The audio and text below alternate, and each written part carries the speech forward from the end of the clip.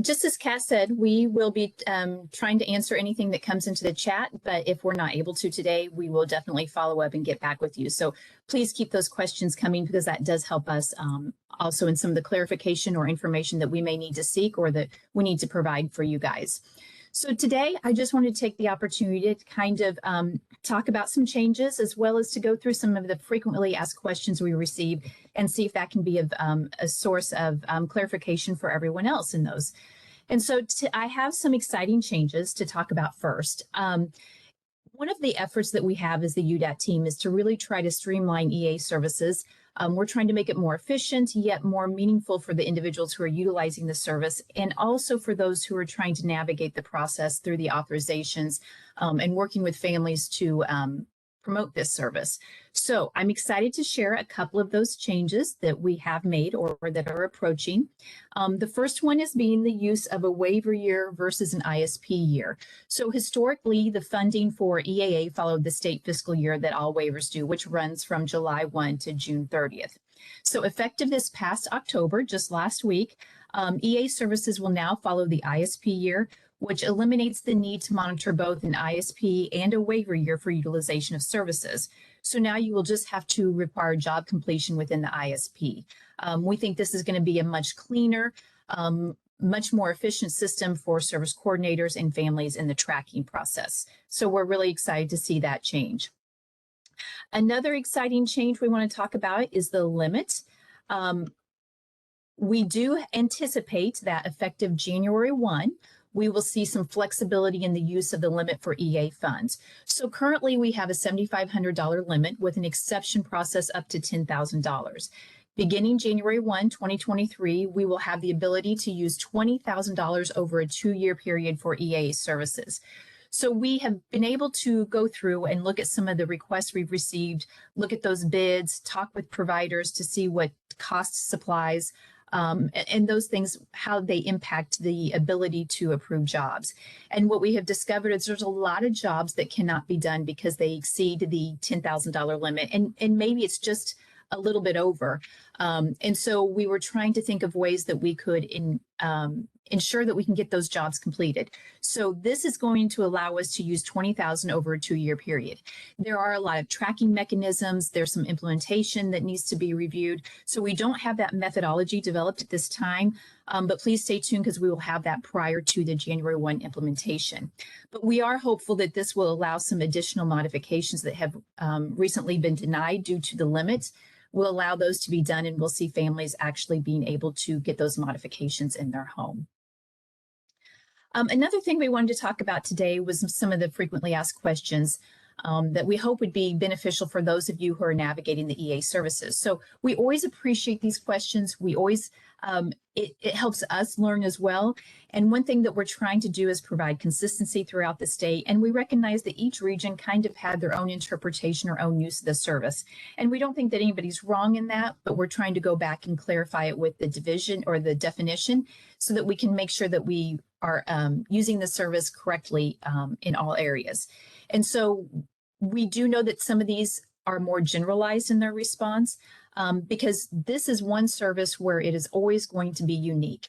We could have a request from 2 different individuals for a bathroom modification, and even though that bathroom modification is similar in the request, it's going to be implemented or used very differently for those individuals. So we always encourage that you guys have any questions, or if you just kind of want to bounce those ideas off someone, not to hesitate to use our team for that process. So one of the questions we get most is, can waiver funding be used to pay for an OT-PT evaluation for an individual under the age of 21? And that is an absolute yes. If the individual is under 21, many times we recognize that they have to go find state services first or exhaust those services first. In this particular service, if they are looking for the sole purpose of obtaining necessary EAA, they can use the waiver for those OT-PT evaluations. It's important to note, if you're using EAA funds, this must be with a contracted provider because, of course, that is waiver funding. We do recognize other sources. So, for instance, the family may have a private OT-PT evaluation. We would recognize that and utilize that. We have also seen some come through schools, and we could also recognize and utilize those private OTPT evaluations for EAA services. What if the individual, family, or provider suggests changes to the original OTPT? So any modification must be reflected in the OTPT evaluation. It's not uncommon for a provider to get that OTPT evaluation to begin their bid process and discover there are changes that may need to be made, or there are suggestions that could be more efficient in that modification. So anytime this occurs, it's important that we follow up with those discussions with the OTPT, because whatever the OTPT reflects is what the provider is going to have to follow. So if it's not listed in the OTPT, we're not able to go through with that modification. Should the cost of the OTPT evaluation be included in the EAA limit? And that is yes. So we often find that we have a $7,500 limit with an exception to $10,000. And so the $10,000 is given to the provider to use, but it's often forgotten that that has to include the cost of the OTPT evaluation. So just a quick example, if we're using the current limit we have right now of $7,500 and the OTPT cost is $300, then there's a remaining $7,200 for that modification in the home. So it's really important that you take into consideration the cost of the OTPT when utilizing what amount of money can be used for that modification.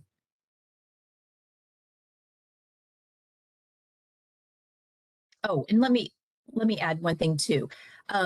The OTPT evaluation does use the same service code as the modification, the S5165, but of course it has the TC modifier, and that's how we can determine if it was an OTPT evaluation or if it was provided through a contract provider.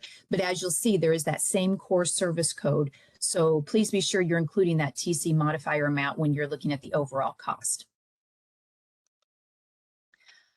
What if the family chooses the provider with the higher bid? Do we always have to use the lowest bid? So when the UR committee reviews, they will look at all the bids and they're going to approve the lowest and the best. If the price is reasonable, based on the experience of some similar jobs that have come through that area, and it does not exceed the maximum amount for the service.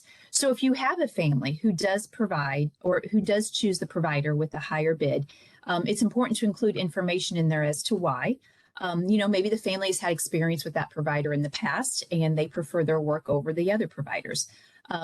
There could be some different mechanisms that they use or methodologies that they use that the family is choosing that provider. So it's important to include that information because even though it's always the lowest bid, sometimes that higher bid does have some information or it does include features that are important to the family.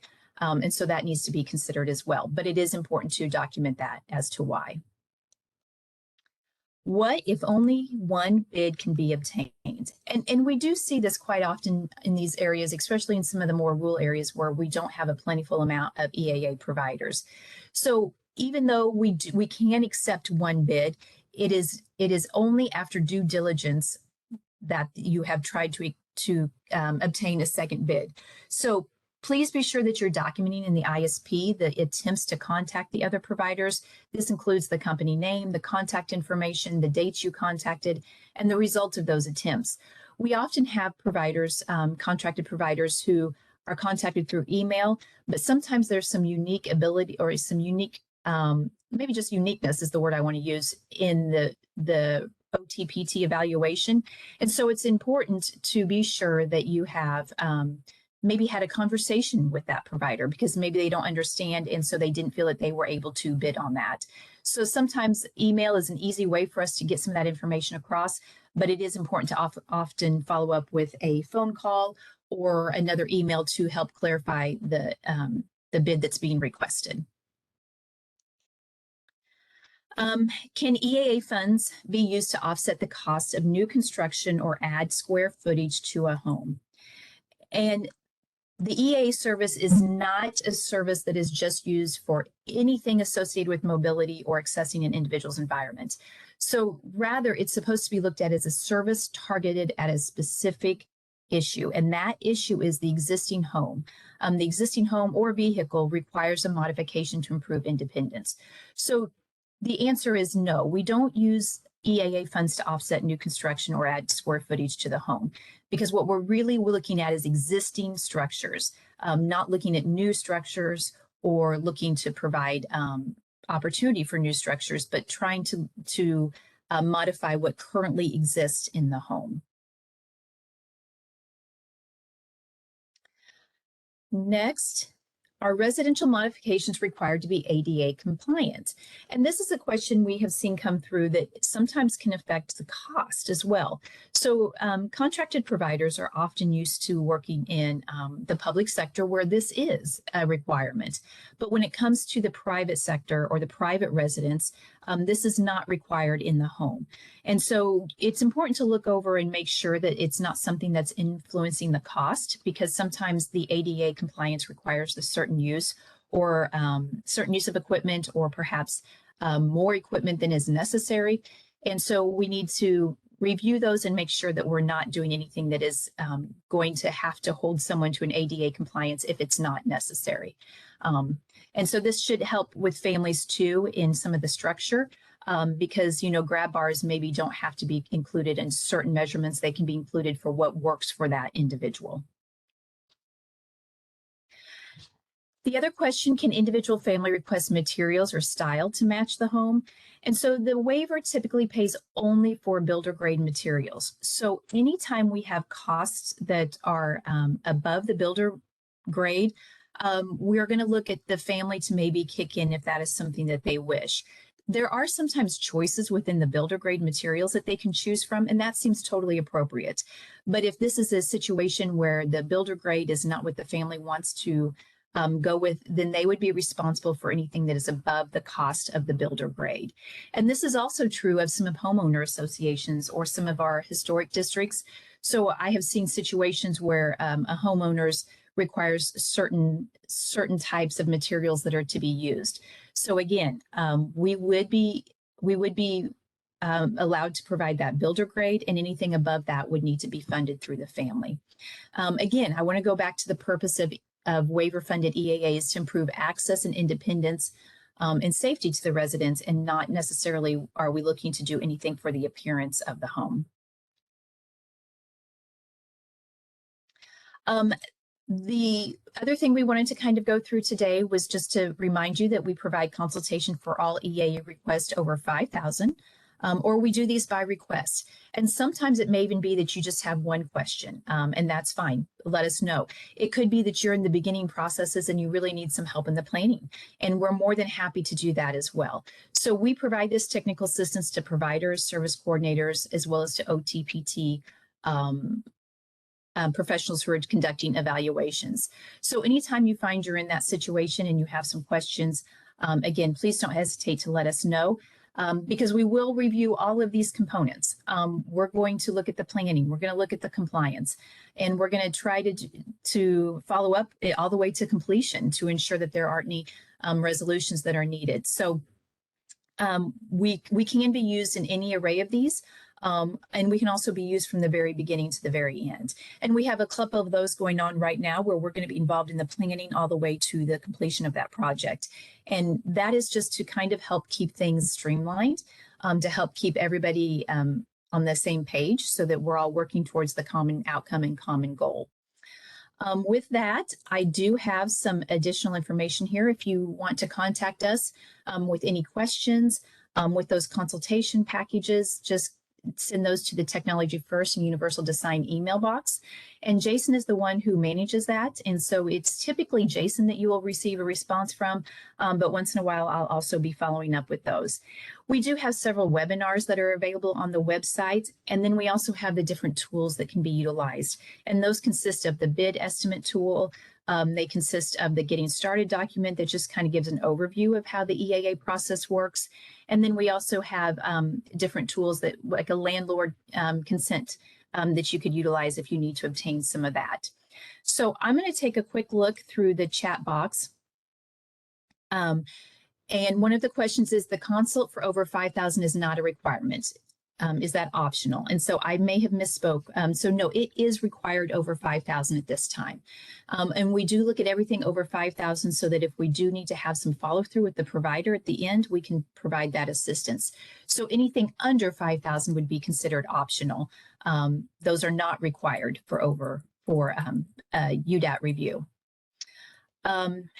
Another question, if I have the contract for OT services and want to do home mod assessments, do I need to have both the OT code and the home mod code with modifier on my contract? And so if you are an OT provider and you are wanting to do OT evaluations to be paid by the waiver, you do need to have that modifier code on your contract. So if you are aware of some OT PT in your area who do want to provide this service and they want to be paid for the EAA waiver with the EAA services through the waiver, they do need to have this code on their contract. And that's something that's not too difficult to do. So if you have any questions, you can contact us or you can contact your local provider relations for that. Let me look through real quick. Okay, so OT PT eval for home mods is a cost amount, not a unit amount, correct? Yes. So we do see that they have established cost, and you'll see that that varies a little bit with different OTPT providers.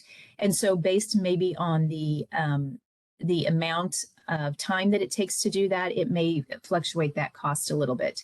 So Stacy, I am going to follow up on that for sure, because I do believe there are some units that are used. And so we'll have to verify that. I apologize, but as I sit here, I second guess myself a little bit. So let me follow up on that question for you, Stacy, and we'll get that added to this question and answer.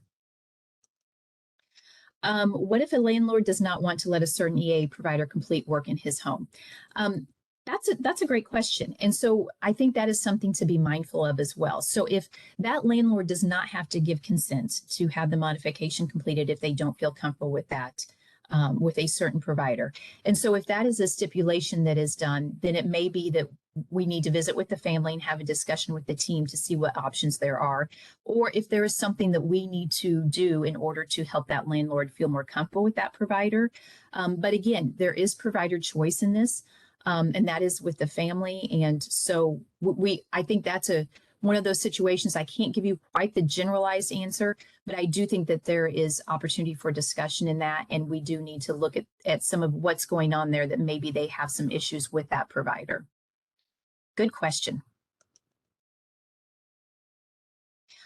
If a sibling set requires a vehicle modification and both have waivers, could you combine both their waiver funds if the total cost is over $20,000 for EAA? So this is another question that could be generalized not just to vehicle, but to EAA funds. So I'm going to give a scenario that's maybe outside of this specific question, Shay, but you know, if we see, hopefully it will help bring it together. So we do see situations where a bathroom modification is needed and there are two individuals in the home and those two individuals are in need of that bathroom modification for mobility purposes.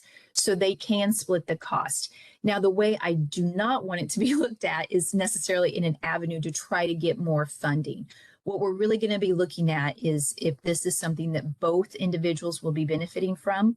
And so when it comes to a vehicle, that one gets a little more difficult because sometimes we don't know if that vehicle is truly going to meet the needs of both. So it would probably be one of those situations where we'd really want to take a look at the information that's available and look at the request. But is it something that can be considered? And the answer is yes, it can be considered for that. We had an OT therapist requesting a flat 400 amount, so no units. So curious about the cost. Okay, absolutely. And so we do have a situation where most OTPT, they do have their own established cost. That is one of those, I'm going to call it one of those rolling rates that we don't have standardized at this time. So it's one of those, do I dare bring up the word transportation? It reminds me of the transportation rates. Those were assigned to different groups or providers, and so they looked different across the board. This is one of those that is not standardized, so it does have some flexibility from provider to provider. However, they should have a rate that is assigned to them, and so I appreciate that. We'll go back and check those up. And if you have any specifics, Stacy, that you want me to look into, send me that information, and I will be more than happy to get that, to look that up for you. There's challenges to get 2 bids. TCMs have asked if they contact a provider, wait 1 week and don't get a response, can they move on? Also, how many providers do they need to get an attempt to get bids from before stating they can only get 1? So there's no magic answer to this, because I do know that there are areas where it's just really difficult to get provider bids. I would say that, the best response is to actually follow up in a phone call with that provider to see if you can get a bid, rather than just assuming email is the most efficient source. So if you are able to follow up with them by phone, sometimes there's a lot of discussion that can happen there, and they would be willing to give you a bid. If not, then please document that, that you weren't able to get through, or they declined to provide a bid. If you do have some questions on looking into other regions, please give us a call. We do have some providers that are willing to travel. Sometimes it depends on where they are with their jobs. If they're overwhelmed, they're not going to be able to travel. But if they have some free time, they may travel to a neighboring region. And so we do have some that don't want to make it a habit of providing services in that area. But if you want us to help you in that, in looking at other regions, we would be happy to give you some names and help assist in that process as well. So yes, I think that it's hard to know what is going to be sufficient, but we really want to see good faith attempts to at least say that you did contact and you did follow up as needed. To follow up, would both siblings need an OTPT eval to show they both need this? And that is correct. If you are going to look at a modification where you're going to be servicing 2 individuals, and they're going to split the cost of that modification, they both need OTPT evals. And one is for the fact that we can show that they're both going to utilize that modification. And 2, there may be features that are going to be specific to that individual, and that would also impact how you're going to split cost of those modifications. So yes, we would require both individuals. What if second bid is not complete with the other bid received? Specifically did not speak with the owner, said a revised bid would happen, but it has not. Yeah, that's a little bit of a situation to be in. So if the second bid is not complete as apples and apples, then, I think that's, and you have not received follow-up, even after several attempts to receive that follow-up, I think it's sufficient to go ahead and submit that bid with recognition that it does not have a complete assessment with it. So, that is your attempt, I do believe, and you have given them ample opportunity to provide the revisions, and they have not. Then, we don't want to slow down the process any more than that. So, again, we hope that providers are responsive to that, but we understand that if you're having some trouble in that, maybe we could provide some assistance if needed as well. What if you can't even get 1 bid? Yeah, that's true. Where I live, that has happened. So if you are struggling to get a bid, give us a call, send us an email. We are not going to promise you that we are that we can provide that either, but we will do what we can to help assist and to try to get some providers to at least consider that. And so let's have a discussion on that when you're in those situations, and see if we can try to come up with a plan of at least some providers in neighboring areas that may be considered. So I think with that, I have been able to get through majority of the questions and answers. I think there's maybe some I have missed. And so I will go through that with a more distinct review to make sure that I haven't missed any, and I'll be following up either directly with you, or I will definitely follow up in a attachment that will go onto the webinar with this PowerPoint. So I don't want to hold you guys any longer than I have to. Let me do one more quick review if anything's popped in. I don't see anything. And so I appreciate you guys sitting through this. I appreciate the questions. Please let us know, because I'm going to tell you, this is a tough service. This is tough because we cannot give just blanket responses to every single one. We do have waiver definitions that we're going to follow, and we do have parameters that we're going to follow. But when it comes to individuals, sometimes it's really hard to give that blanket response. So please don't hesitate to reach out to us, because every time you do, we also learn. And it also prompts us to go get clarification and to make sure that we're meeting it within the waiver definition and that we have compliance in the way that service is going to be provided to the individuals. So we appreciate all the questions we get. And sometimes it takes us a little time to get back to you because we do have to do some research ourselves. So we appreciate your time. We appreciate you coming in on these lunch and learns, because I believe this is the place where I'll also try to unveil that methodology to utilizing the new flexible limits. So please be watching for additional ones. We'll try to keep up with these FAQs on some of these lunch and learns in the future, maybe every 3 or 4 months, just to kind of update that, because the questions we get are really good. They're really good. And we want to share that with everybody, because if one of you has that question, we anticipate others will as well. So with that, I will quit chatting and we'll get off so you guys can continue on with your lunch. But again, thank you for attending today. And please don't hesitate to follow up with us if you have any questions. And we'll see you guys later.